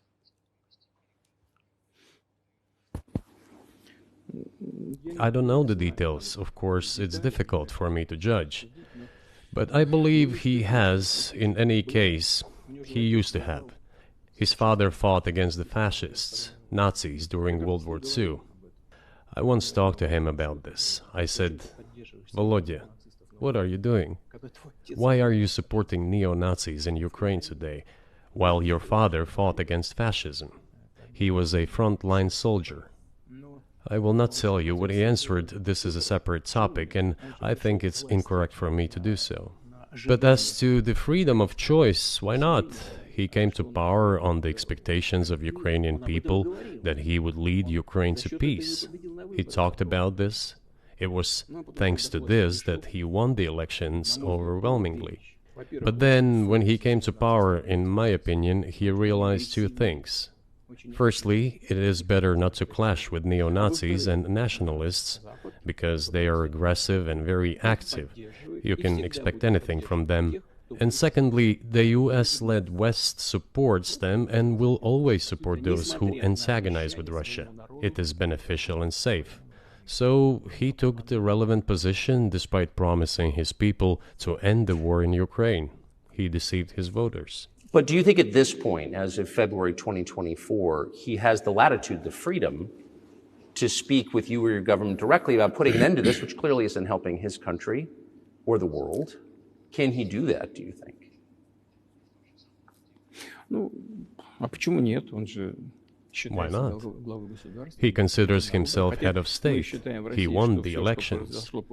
Although we believe in Russia that the coup d'etat is the primary source of power for everything that happened after 2014. And in this sense, even today, government is flawed. But he considers himself the president, and he is recognized by the United States, all of Europe, and practically the rest of the world in such a capacity. Why not? He can. We negotiated with Ukraine in Istanbul. We agreed. He was aware of this. Moreover, the negotiation group leader, Mr. Arahamiya is his last name, I believe still heads the faction of the ruling party, the party of the president in the Rada. He still heads the presidential faction in the Rada, the country's parliament. He still sits there. He even put his preliminary signature on the document I am telling you about. But then he publicly stated to the whole world, we were ready to sign this document, but Mr. Johnson, then the Prime Minister of Great Britain, came and dissuaded us from doing this, saying it was better to fight Russia. They would give everything needed for us to return what was lost during the clashes with Russia, and we agreed with this proposal. Look, his statement has been published. He said it publicly. Can they return to this or not? The question is, do they want it or not? Further on, President of Ukraine issued a decree prohibiting negotiations with us. Let him cancel that decree, and that's it. We have never refused negotiations, indeed. We hear all the time, is Russia ready? Yes, we have not refused. It was them who publicly refused. Well, let him cancel his decree and enter into negotiations. We have never refused. And the fact that they obeyed the demand or persuasion of Mr. Johnson, the former Prime Minister of Great Britain, seems ridiculous and very sad to me. Because, as Mr. Arahamiya put it, we could have stopped those hostilities with war a year and a half ago already. But the British persuaded us and we refused this. Where is Mr. Johnson now? And the war continues. That's a good question. Where do you think he is and why did he do that?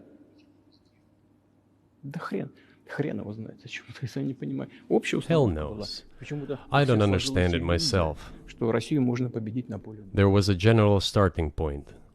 For some reason, everyone had the illusion that Russia could be defeated on the battlefield.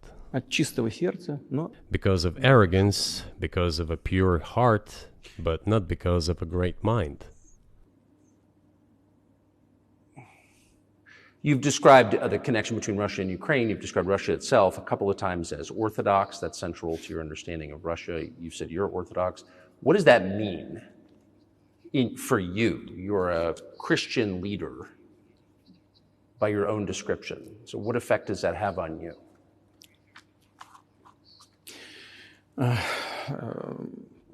You know, as I already mentioned, in 988, Prince Vladimir himself was baptized following the example of his grandmother, Princess Olga. And then he baptized his squad, and then, gradually, over the course of several years, he baptized all the Rus. It was a lengthy process, from pagans to Christians. It took many years. But in the end, this orthodoxy, Eastern Christianity, deeply rooted itself in the consciousness of the Russian people. When Russia expanded and absorbed other nations who profess Islam, Buddhism, and Judaism, Russia has always been very loyal to those people who profess other religions. This is her strength. This is absolutely clear.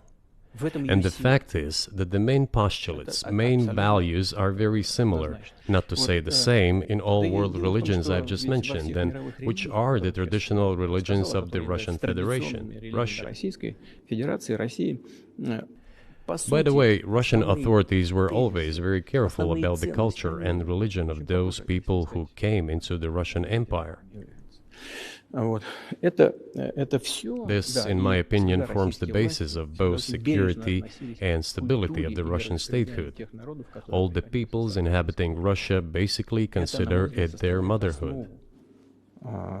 If, say, people move over to you or to Europe from Latin America, an even clearer and more understandable example, people come, but yet they have come to you or to European countries from their historical homeland. And people who profess different religions in Russia consider Russia their motherland. They have no other motherland. We are together. This is one big family, and our traditional values are very similar. I've just mentioned one big family, but everyone has his, her own family. And this is the basis of our society. And if we say that the motherland and the family are specifically connected with each other, it is indeed the case, since it is impossible to ensure a normal future for our children and our families unless we ensure a normal, sustainable future for the entire country, for the motherland. That is why patriotic sentiment is so strong in Russia. But can I say that the one way in which the religions are different is that Christianity is specifically a nonviolent religion. Jesus says, turn the other cheek, don't kill. How can a leader who has to kill, of any country, how can a leader be a Christian? How do you reconcile that to yourself?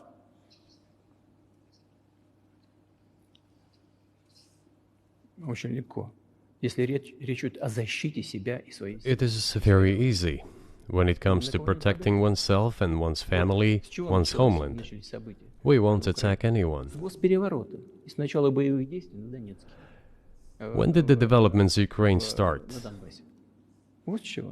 Since the coup d'etat and the hostilities in Donbass began, that's when they started. And we're protecting our people, ourselves, our homeland, and our future. As for religion in general, you know, it's not about external manifestations. It's not about going to church every day or banging your head on the floor. It is in the heart. And our culture is so human-oriented. Dostoevsky, who was very well known in the West and the genius of Russian culture, Russian literature, spoke a lot about this, about the Russian soul.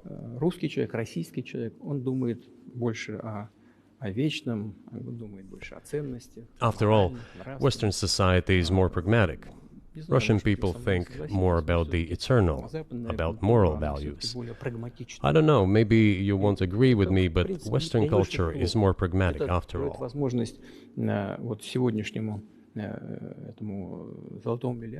I'm not saying this is bad. It makes it possible for today's golden billion to achieve good success in production, even in science and so on.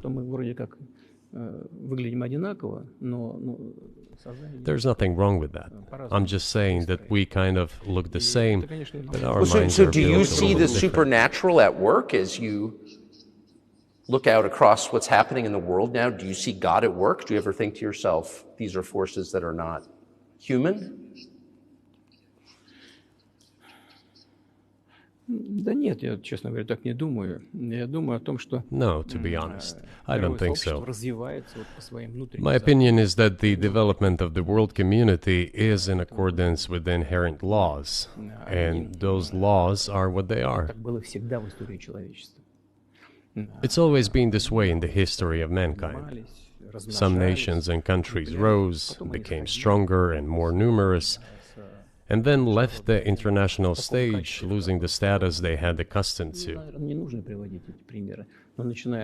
There's probably no need for me to give examples, but we could start with the Genghis Khan and horde conquerors, the Golden Horde, and then end with the Roman Empire. It seems that there has never been anything like the Roman Empire in the history of mankind. Nevertheless, the potential of the barbarians gradually grew, as did their population. In general, the barbarians were getting stronger and begun to develop economically, as we would say today. This eventually led to the collapse of the Roman Empire and the regime imposed by the Romans. Этот процесс, However, it took 5 centuries for the Roman Empire to fall apart. в сегодняшней ситуации The difference with what is happening now процессы изменений is that all the processes of change are happening at a much faster pace than in Roman times. So when does the AI empire start, do you think? меня всё в более You're сложные asking вопросы. increasingly more complicated questions. To answer them, you need to be an expert in big Для того, numbers, чтобы big ответить, data, надо быть, and конечно, AI. специалистом в Mankind is сфере currently чисел. facing many threats. В сфере Due to искусственного the genetic интеллекта. researches, it is now possible Человечество to много create a угроз. superhuman, a В specialized исследовании human области being, генетики, a genetically engineered athlete, scientist, military man. There are reports that Elon Musk has already had a chip implanted in the human brain in the USA. Илон Маск внедрил уже чип в мозг какого-то человека. What do you think of that? Ну, Маска, я думаю, что Маска остановить Well, невозможно. I think there's no stopping Elon Musk. He will do as he sees fit. Надо искать Nevertheless, способы. you need to find some common ground with him, search for ways to persuade him. I think he's a smart person, I truly believe he is. So you need to reach an agreement with him because this process needs to be formalized and subjected to certain rules. Того, что будет происходить с ним в связи с развитием вот этих новейших исследований и технологий. Humanity has to consider what is going to happen due to the newest development in genetics or in AI. One can make an approximate prediction of what will happen. Угрозу своему существованию от ядерного оружия, все начали обладатели ядерного Once оружия, mankind felt an existential threat coming from nuclear weapons, all nuclear nations began to come to terms with one another since they realized the negligent use of nuclear weaponry could drive humanity to extinction. искусственного интеллекта, либо генетики, либо еще каких-то современных направлений, остановить которые невозможно. It is impossible to stop research in genetics or AI today, just as it was impossible to stop the use of gunpowder back in the day. Эти исследования все равно будут. Но когда человечество почувствует угрозу для себя, But as soon as we realize that the threat comes from unbridled and uncontrolled development of AI, or genetics, or any other field, the time will come to reach an international agreement on how to regulate these things. I appreciate all the time you've given us. I just got to ask you one last question, and that's about someone who's very famous in the United States, probably not here, Evan Gershkovich, who's the Wall Street Journal reporter. He's 32, and he's been in prison for almost a year. This is a huge story in the United States, and I just want to ask you directly, without getting into the details of it or your version of what happened, if as a sign of your decency, you would be willing to release him to us and we'll bring him back to the United States.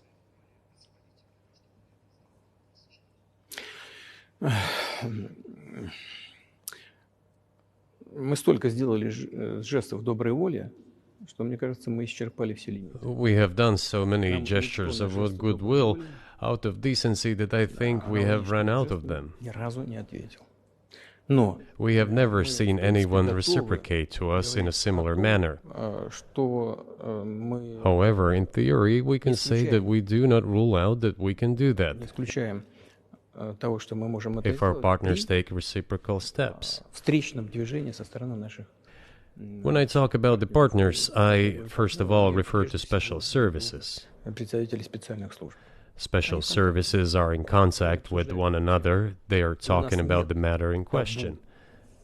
На то, чтобы не решить эту There is no taboo to settle this мы issue. готовы ее решать. We are willing to solve Там it. есть определенные условия, которые But there are certain terms being discussed via special services по channels. партнерским каналам между спецслужбами.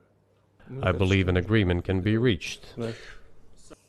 So typically, I mean, this stuff has happened for obviously centuries. One country catches another spy within its borders, it trades it for one of its own intel guys in another country.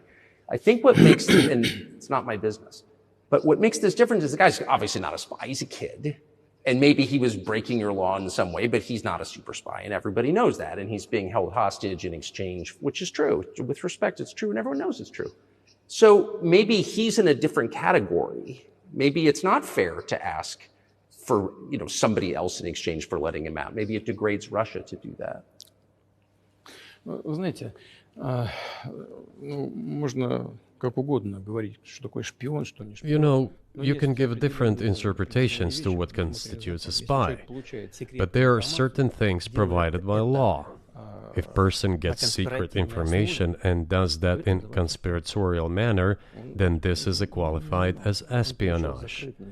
And that is exactly what he was doing. He was receiving classified, confidential information, and he did it covertly. Maybe he did that out of carelessness or his own initiative. Considering the sheer fact, this is qualified as espionage. The fact has been proven, as he was caught red-handed when he was receiving this information. If it had been some far-fetched excuse, some fabrication, something not proven, it would have been a different story then. But he was caught red-handed when he was secretly getting confidential information. What is it then? But are you suggesting that he was working for the U.S. government or NATO, or he was just a reporter who was given material he wasn't supposed to have? Those seem like very different things. Я не знаю, на кого он работал. Но повторяю еще. I don't know who he was working for, but I would like to reiterate that getting classified information in secret is called espionage, and he was working for the U.S. Special Services, some other agencies. I don't think he was working for Monaco, as Monaco is hardly interested in getting that information. It is up to special services to come to an agreement. Some groundwork has been laid. There are people who, in our view, are not connected with special services. Let me tell you a story about a person serving a sentence in an allied country of the U.S. That person, due to patriotic sentiments, eliminated a bandit in one of the European capitals. During the events in the Caucasus, do you know what he was doing? I don't want to say that, but I will do it anyway. He was laying our soldiers, taken prisoner, on the road and then drove his car over their heads. What kind of person is that? Can he even be called human? But there was a patriot who eliminated him in one of the European capitals. Whether he did it of his own volition or not, that is a different question. Yeah, but Evan Gershkovich didn't do that. I mean, that's a completely different. I mean, this is a 32-year-old newspaper reporter. He committed something different. He's not just a journalist. I reiterate, he's a journalist who was secretly getting confidential information. Yes, it is different, but still, I'm talking about other people who are essentially controlled by the U.S. authorities, wherever they are serving a sentence. There is an ongoing dialogue between the special services. This has to be resolved in a calm, responsible, and professional manner. They are keeping in touch, so let them do their work. I do not rule out that the person you refer to, Mr. Gershkovich, may return to his motherland. By the end of the day, it does not make any sense to keep him in prison in Russia. We want the U.S. Special Services to think about how they can contribute to achieving the goals our special services are pursuing. We are ready to talk. Moreover, the talks are underway. And there have been many successful examples of these talks crowned with success. Probably this is going to be crowned with success as well. But we have to come to an agreement. I hope you let him out. Mr. President, thank you. I also want him to return to his homeland at last. I'm absolutely sincere. But let me say once again, the dialogue continues. The more public we render things of this nature, the more difficult it becomes to resolve them. Everything has to be done in calm manner. I wonder if that's true with the war, though. Also, I mean, I guess I want to ask one more question, which is, and maybe you don't want to say so for strategic reasons, but are you worried that what's happening in Ukraine could lead to something much larger and much more horrible? And how motivated are you just to call the U.S. government and say, let's come to terms?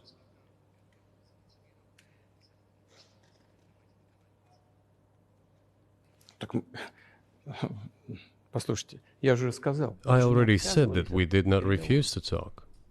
We are willing to negotiate. It is the Western side, and Ukraine is obviously a satellite state of the U.S. It is evident.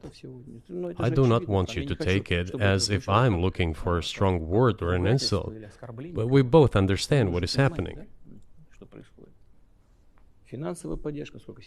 The financial support, $72 billion was provided.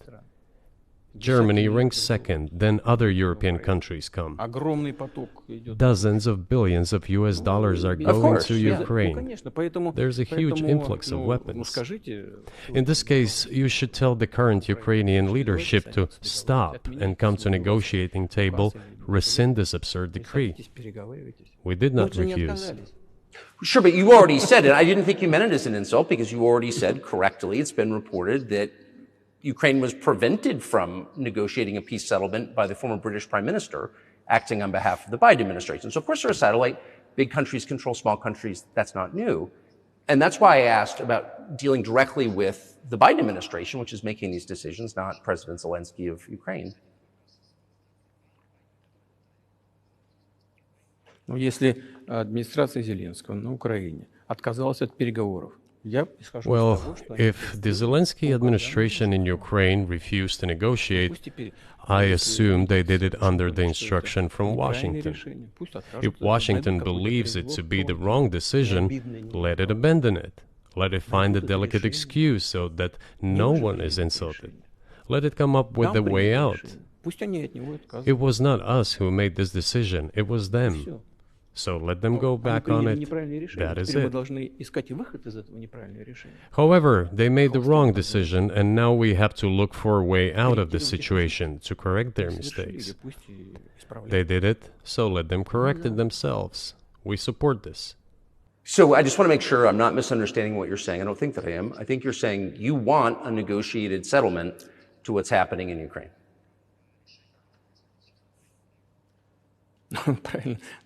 Right. And we made it. We prepared a huge document in Istanbul that was initialed by the head of the Ukrainian delegation. He affixed his signature to some of the provisions, not to all of it.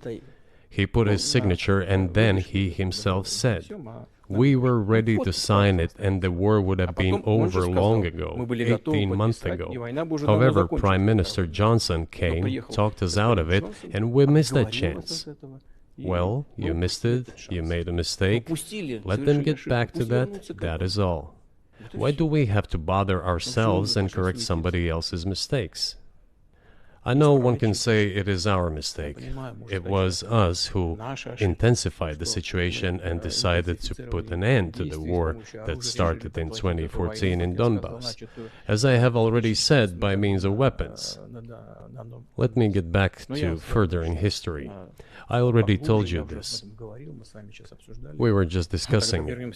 Let us go back to 1991, when we were promised that NATO would not expand, to 2008, when the doors to NATO opened to the declaration of state sovereignty of Ukraine, declaring Ukraine a neutral state. Let us go back to the fact that NATO and US military bases started to appear on the territory of Ukraine, creating threats to us. Let us go back to coup d'etat in Ukraine in 2014. It is pointless though, isn't it? We may go back and forth endlessly, but they stopped negotiations. Is it a mistake? Yes. Correct it. We are ready. What else is needed? Do you think it's too humiliating at this point for NATO to accept Russian control of what was 2 years ago Ukrainian territory? Я же сказал, I said, let them think how to do it with dignity. There are options if there is a will. Варианты есть. Но если желание. Up until now, there has been the uproar and screaming about inflicting a strategic defeat on Russia on the battlefield. Стратегического поражения России, поражения на Now they are apparently coming to realize that it is difficult to achieve, if possible at all.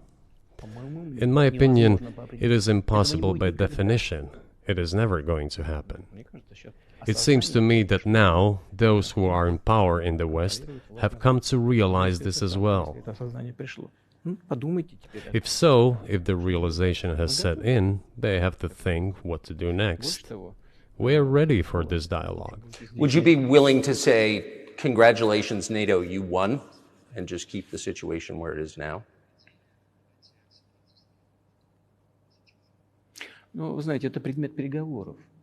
You know, it is a subject matter for the negotiations. No one is willing to conduct, or, to put it more accurately, Точнее сказать, хотят. they are willing but do not know how to do it. Я не только вижу, I know they want я to. знаю, что It is not just I see it, but I know they do want it. But they are struggling to understand how to do it. They have driven the situation to the point where we are at. It is not us who have done that. It is our partners, opponents who have done that. Well, now let them think how to reverse the situation. We're not against it. It would be funny if it were not so sad. Да, было бы смешно, если бы не было так грустно. This endless mobilization in Ukraine, the hysteria, the domestic problems, sooner or later it will result in agreement. Истерика, там, внутренние проблемы. You know, this probably sounds strange given the current situation, Все равно мы договоримся. И but the relations between the two peoples will be rebuilt anyway. в сегодняшней ситуации прозвучит. It will take a lot of time, but they will heal. Между народами восстановится. Потребуется много времени. I'll give you very unusual examples. Совсем приведу вам необычный пример. There is a combat encounter on the battlefield. Here's a specific example. Ukrainian soldiers got encircled. This is an example from real life. Our soldiers were shouting to them, "There is no chance. Surrender yourselves. Come out and you will be alive." Наши солдаты им кричат. Suddenly, the Ukrainian soldiers were screaming from there in Russian, perfect Russian, saying, Вдруг оттуда "Russians, do not surrender." на хорошем русском And all of them и perished. не сдаются. They still identify themselves as Russian. Они до сих пор русскими себя ощущают. В этом смысле то, что What is happening is, to a certain extent, an element of a civil war. Everyone in the West thinks that the Russian people have been split by hostilities forever. растащили No, they will be reunited. Нет, The unity is still there. воссоединение произойдет. Оно никуда и не делось. Why are the Ukrainian authorities dismantling the Ukrainian Orthodox Church? Растаскивают русскую православную церковь. Because it brings together not only the territory, Объединяет не территорию. it brings together our souls. И никому No one will be able не to удастся separate the soul. разлить.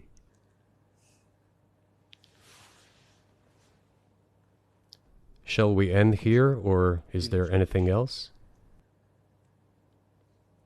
No, I think that's great. Спасибо. Thank you, Mr. President.